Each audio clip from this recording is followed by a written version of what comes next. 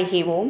ఇప్పుడు చెప్పబోయే శ్లోకం విష్ణు సహస్రనామాల్లోని 69వ శ్లోకము. ఈ శ్లోకాన్ని జ్యేష్ఠ నక్షత్రం 1వ పాదం వృశ్చిక రాశి వారు ప్రతినిత్యం పఠించినచో సకల దోషాలు, గండాలు, ఆపదలు తొలగి జీవితంలో అన్నింటా విజయం పొందుతారు.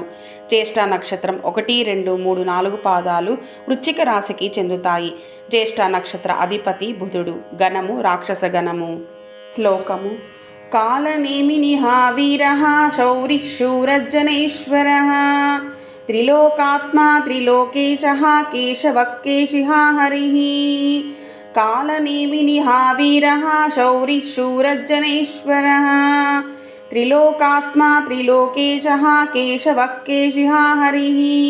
కాలనేమినిః వీరః శౌరిః శూరజనేశ్వరः త్రిలోకాత్మా త్రిలోకేశः కేశవః కేశిః హరిః.